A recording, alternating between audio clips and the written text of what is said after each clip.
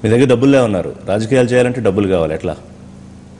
అంటే నేను డబ్బులు లేవు అంటే నేను తినడానికి డబ్బులని కాదు, నాకేదో ఒక లిమిటెడ్ లైఫ్ ఉంది, దానికి నేనేదో సంపాదించుకున్న సినిమాలు చేస్తాను. రాజకీయాలు వచ్చేటప్పటికి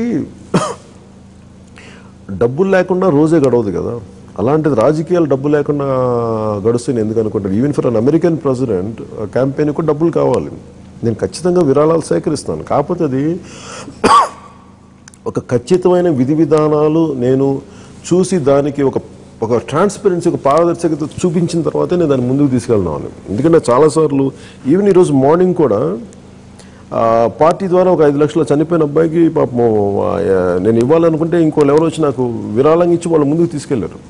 అదేదో ఎందుకంటే నేను తీసుకెళ్లేదు డబ్బులు అక్కడికి, వాళ్ళే తీసుకొచ్చి అలాగా చాలామంది ఇస్తామని చెప్పినప్పుడు నేనేంటంటే ఒకళ్ళ దగ్గర డబ్బు తీసుకుంటున్నప్పుడు నాకు చాలా బాధ్యత ఉంది. ఆ డబ్బుని సరైన ఆ పార్టీ ప్రయోజనాలకు వెళ్ళాలి తప్ప ఇంక ఏ విధంగా వెళ్ళకూడదు అనేది ఒక నిర్దిష్టమైన ఒక విధి విధానాలతోటే దానికి డిసిప్లిన్ తోటే అన్నప్పుడు తీసుకుంటాను.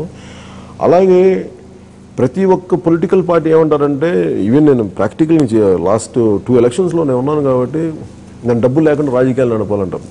అది ఒకటి ప్రాక్టికల్ మనం కొన్ని ఏం ఆలోచించాలంటే, I wish election commission could hike up the limit.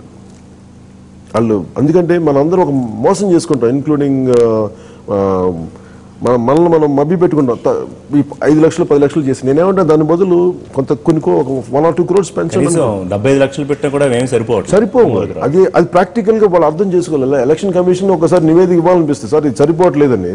Then I don't know, మనల్ని ఏంటంటే మనం మభ్య పెట్టుకుంటా ఉన్నాం. అట్లీస్ట్ నిజాయితీ కొన్నిసార్లు maybe from Janasena party represent election commission వచ్చి పెంచమని అడుగుతారు. జరుగుతుందా జరగదు.